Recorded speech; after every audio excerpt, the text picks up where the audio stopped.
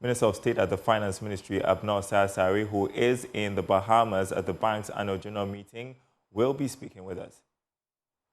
We have seen some positive progress, and this was confirmed.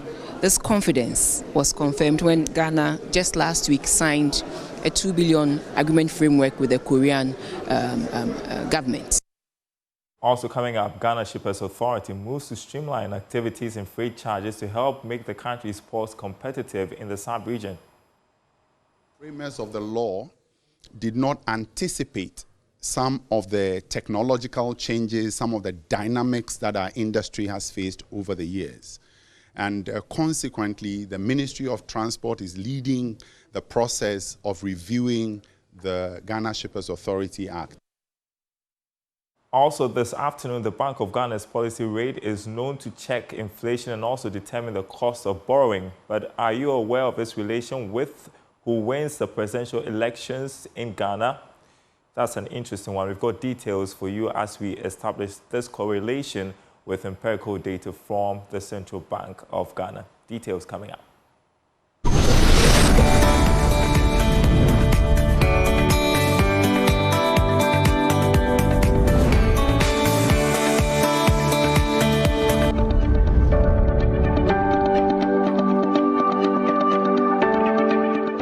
Thanks for staying with us here on the Marketplace. We begin from the Caribbean, where government is working to secure almost $2 billion in funding from the African Import and Export Afreximbank.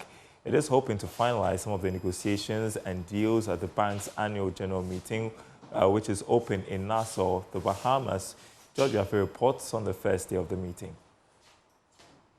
The African Export and Import Bank, Afreximbank, was established some years ago to help in promoting intra-Africa trade among African countries in the region. But fast forward, the bank believes that it might not be enough to restrict themselves to the African region, but also look at other continents and how they can connect them to countries in the region, like Ghana. It is for this reason that is why the bank is hosting its annual meetings in Nassau, Bahamas, to look at how they can connect countries like Ghana to countries in the Caribbean when it comes to investment and trade. Ghana is looking at getting an additional funding of $1.7 billion to support some critical sectors of the economy. For some, we cannot forget about the role the bank played when it comes to providing that critical funding some years ago to help stabilize the economy and even the Ghana city, about that $750 million that was extended to Ghana. For government, it believes that this fresh funding from the bank will go a long way to help in stabilizing the economy.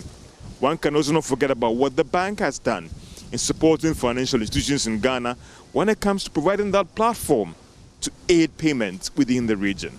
From Nassau in Bahamas, this is Govt reporting for Joy Business.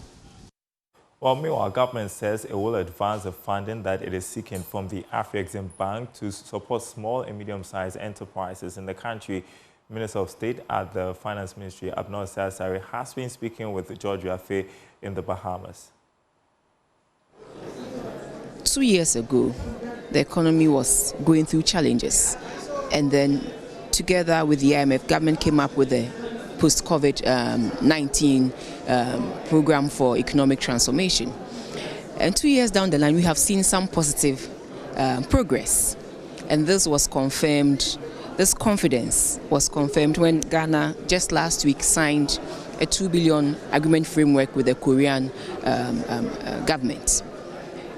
This morning we've also had the good news of inflation dropping from 25% in April to 23.1% in May. So clearly it tells you that whatever we are doing, the progress we are making is bearing some fruits.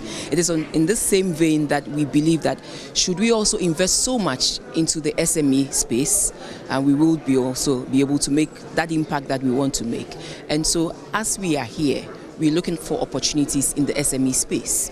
So any bilateral partner, any development partner that will support our agenda of making SME one of the propellers for our growth, for that transformation. That is why we are here. We will take advantage of every opportunity in that regard. Recently, when the minister went for the African Development Bank meetings, Yes, we interacted and with our development partners in that space. And I can confidently say that we are seeing some progress. And it is in that same vein that we come in here to also interact with our partners, including the Afrexim, to make sure we get some support, especially for the SME space.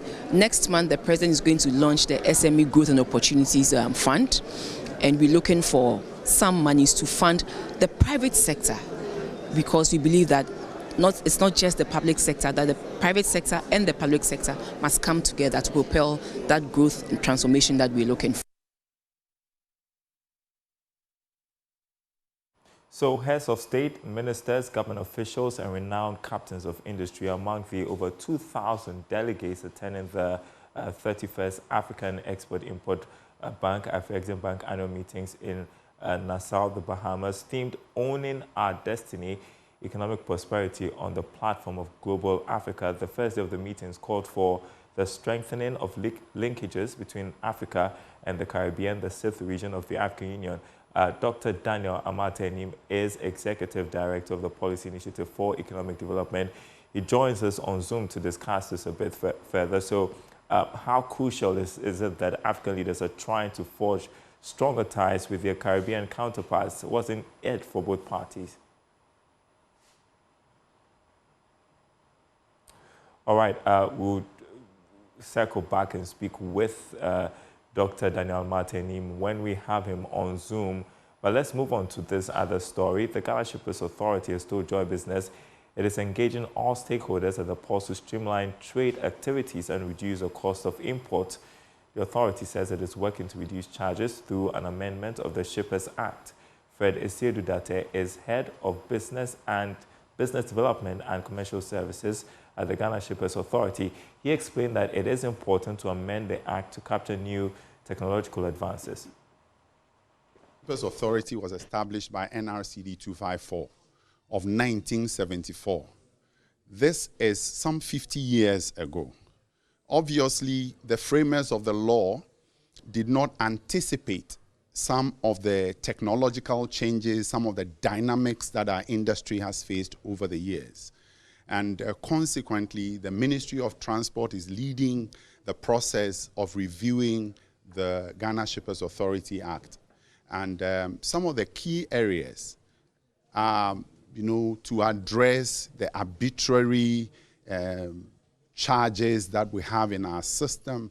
We also are focusing on trying to ensure that instead of going through a negotiation process, we have a certain agreed tariff that is approved. And so we can introduce into the system some level of certainty and predictability. That is what business thrives on. And so the focus is to ensure that there is some level of certainty in the cost and charges space. One other thing we are seeking to do with this amendment is to have coverage for transit trade. Because even though the Ghana Shippers Authority has been in the forefront addressing and leading transit issues, that has not found expression in our establishment or enabling act. And so this process is to ensure that that space also is covered. Now, another dimension that the amendment is seeking to cover is that over the years, there's been some predominance of on maritime trade, so to speak. And what we are seeking to do in this is that we are trying to cover aviation, we're trying to cover overland, insofar as it is cross-border trade. It falls within the ambit of the Ghana Shippers Authority to ensure that we facilitate that process and to ensure that stakeholders within this space are fairly catered for.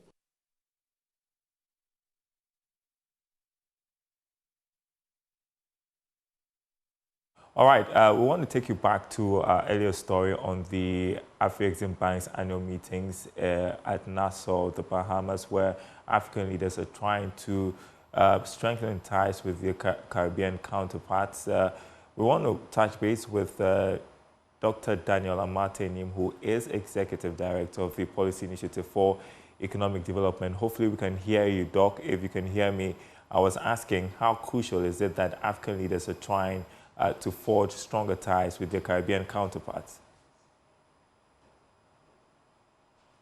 All right, we seem to have issues with technology this afternoon. We'll be right back after this break. Don't go anywhere.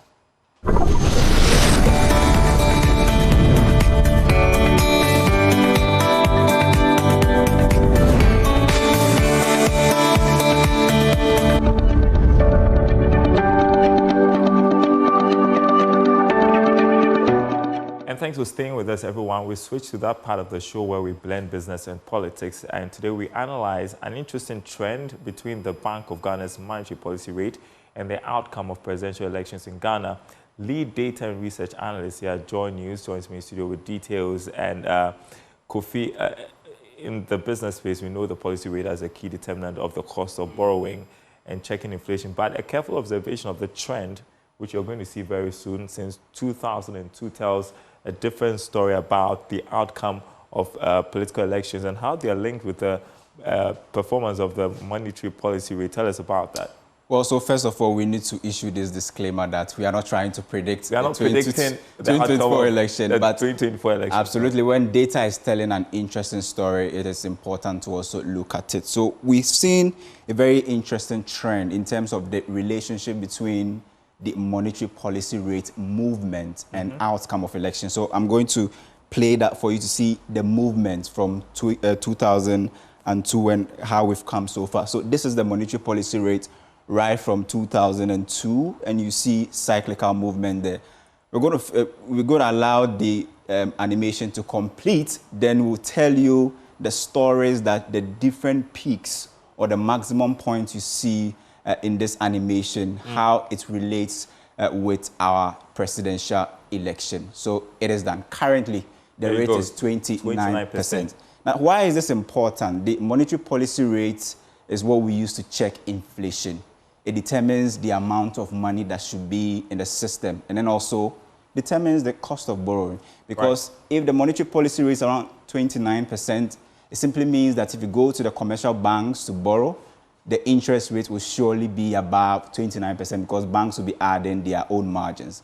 But beyond this financial and economic functions of the monetary policy rate, when you come to Ghana, there is an interesting story that the monetary policy rate tells, and that is how it is able to sort of paint a picture of how the presidential election actually pans out. Now, let's start from 2000. Unfortunately, we do not have data for 2000, but before this peak, there was another localized peak in 2000. And what did we see? When we saw that peak in 2000, we saw for the first time in the Fourth Republic that power switched from the NDC to the NPP. So that was the first peak. Now, Kufuor takes over in 2000. He stabilizes the economy a bit. I mean, good monetary policy rate down till we came to 2008. Then we see our second peak. So this is our first peak. This is the second peak before Kufuor left. What happens? And they're doing so well. They were doing so well. I mean, we saw another peak. Yeah. So just look at it. It went below, somewhere 14, even 12% before it started peaking around 18%. In 2008, we saw the peak. And there was an election in 2008. What happens? We've seen the second peak. What happens is that power again switches hands from the MPP now to the NDC. Now, the NDC comes to power in 2008. John Evans Atame was made, so rest in peace.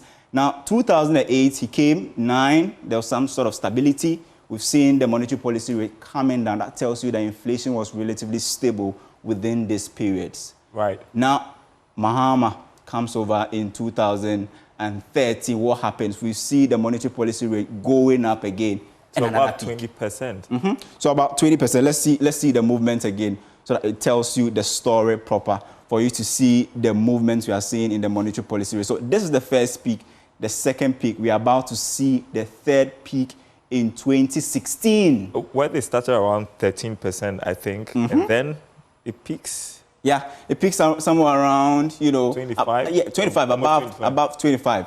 Now, what happens in 2016 is that there was an election. What happened again? So, we've seen that whenever there are peaks and we have election, power switches hands. It happened again in 2016. 2020, I mean, President Kufuor had won in 2016. He had stabilized the economy a bit. Then we had our own problems after COVID. Was that the lowest we had seen for a long time? Yeah, so I think somewhere around 2020, when there was COVID, that was one of the lowest monetary policy rates we've ever seen. Let's see what the numbers are actually saying, and that will tell the story by its own self. We are not trying to predict the election, but we are only saying that, I mean... So that's 13.5. 13. That was the lowest. Wow. Then after COVID, what are we seeing? We are seeing the same story. A decline, a peak, decline, a peak. Same one going into the 2024 election. Now, what happens is that the height of the peak also has a relationship with the margin of win. When you have a very low peak, it means that the election is sometimes, very compact. The competition is crazy, and sometimes even goes to a round of 2008. We saw a round of. If you compare this to this peak, you see that there's a vast difference between them. Now, 2016, see the height of the peak compared to this. I mean, in 2016, we saw that significant win by the NPP where they won more than 53%. And in 2024, we've seen this peak is the highest in the period under review. So we are not in any way trying to say that, I mean, this will mean that there'll be a change in power, but that's what the data is saying. It's an interesting trend that I think we have to look at. Trend. And you need to point out that, like we're pointing out, the monetary policy rate influences the cost of borrowing, also the interest on loans. And we've seen the business community raise concerns about access to loans and how difficult that is. And they form a critical mass, if you like, of the electors as well. Yes, in fact, this tells the story of the economy proper than possibly any other, indicator, because it tells you that when it is high, it tells you that there's exchange rate problems. There will be no money in the system because the Monetary Policy Committee will be the Bank of Ghana will be trying to do mop-up exercise. It means that money supply will be restricted. It's also telling a different story that if you're a business person and you're going to the bank to borrow, you need to pay more on the interest and all of that. That also tells you that when it is so high, then it means that the treasury bill rate will also be high. And government comes into the same, liquidity space or capital space. It means government will get all the money, private sector may not be able to get. So this tells, a lot of stories about the economy, but not just the economy, but has another interesting relationship with the outcome of our presidential elections. We know that the central bank usually increases the policy rate to check inflation, right? And so the question has also been what the government is doing on the fiscal side to curtail inflation so that we don't have to see the policy rate go up. And so just my final question, the two leading political candidates, what ideas are they presenting to check inflation? I mean, inflation is important. It's on all of them, their radar. We've seen the NDC talking about the 24-hour economy, and they are saying that, I mean, if you allow the Bank of Ghana to come in most of the time, you create inflationary pressures. And so we've seen the NDC, they are not happy with what Bank of Ghana is doing in the space. We've seen they even took the finance minister to one committee to question him that he's caused financial loss to the state and all of that. And so the NDC, they've already gone to the Bank of Ghana. There was a petition and all of that. Right. So definitely they will be tackling that side. But the MPP believe that the current IMF program will be of help. And one of the targets of the IMF program is to help stabilize the economy. And when the economy starts to stabilize, you see the monetary policy rate will begin to come down again. That tells you that the pressure in terms of the inflation has eased a bit. The only way that we will see the monetary policy rate come down again to maybe 25 or even 16 is when we have inflation maybe as low as 10% or as low as maybe 11%. Other than that, it will be very, very difficult for us to see these troughs again, possibly in 2025. So it all depends on what how the IMF program will perform, under the period under review. This is interesting stuff. And we didn't just predict the elections, no, the outcome of the 2024 elections. We just showed you data and tried to make sense of it as in relation with presidential election results. Thank election you so is much. won at the polling station, not here. Thank you so much. Isaac Ofeje, lead data and research analyst with Joy News. Thank you so much for bringing us this. It was insightful. And well, we want to go to the phone lines right now and speak with Executive Director of the Policy Initiative for Economic Development, Dr. Daniel Amate Enim, on the Afreximbank Annual Meetings, where African leaders are trying to forge stronger ties with their Caribbean counterparts. Good afternoon to you. What do you make of this push? What is in it for both parties? Yeah, good afternoon. Yes, you know, as a country or even as a bloc, there is always a need for you to strategically position yourself and connect with emerging markets capable of exploring equal opportunities from. I'm of the view that the Caribbeans over the period have largely relied on the United States and UK for their economic survival. They've realized that they need to take their destiny into their own hands, and gradually they are building that momentum. As a country, I think it's appropriate that we exploit, move from the traditional settings. Here I'm referring to the West, to exploit other markets like the Caribbean and even Asia, and try and build strong ties where you can leverage on what they have and build your competitiveness. So in that particular sense, I'm of the view that such strategic connection and repositioning with the Caribbean is a step in the right direction. Well, we are told that the government is trying to secure almost $2 billion in funding from the Afreximbank to fund SMEs. How important will this funding be in supporting our SMEs to be competitive, especially after? Yes, you know, if you take our economy as it stands now, we need a lot of liquidity into the economy to be able to support government policies and programs. So any opportunity to access any funding at a very competitive rate, that should be fruitful for the economy. Yes, AFTA is there. If you look at AFTA even as a policy and as a concept, a very productive concept. But on my mind, the pace at which we're driving AFTA has not been too fast. So as much as we have AFTA trying to drive our economic growth, anytime you have an opportunity to strategically leverage with other blocks and economies, you do that. It doesn't mean that because you have the presence of AFTA, you just relent on any other opportunity that genuinely and strategically will help you develop your economy. So I'm of the view that it will not distort any plan that we have for AFTA, and it will not even derail any effort by Ghana to push AFTA forward. All right, we just have a minute. We are told that there will be deliberations on a homegrown payment system that will feature prominently in the discussions at the annual meetings of the Afreximbank. How would you describe efforts to introduce a common payment platform as we have seen with PAPS? It's very important, Daryl. If you look at the continent, we do not have any payment system platform that will ensure that, for instance, if I am transferring money from here to Nigeria, I don't need to use the dollar, okay? And PAPS generate have started some initiatives to ensure that we have that uniform platform in terms of exchange of inflows, you know. So to me, any other initiative that will ensure that we have set platform to facilitate trade and commerce, it should be something that should be given all the necessary support to be able to achieve that. Because it's very important for business transactions within our economy, even to the extent of operating within a tax rate. It is very important and critical for the way we want to drive our economies in a manner that will ensure we build competitiveness.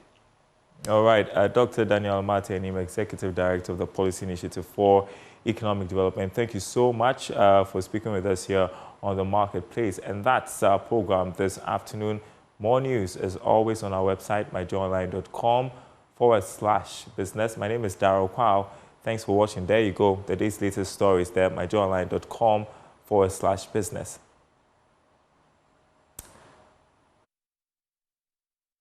And we will be back same time tomorrow. Goodbye.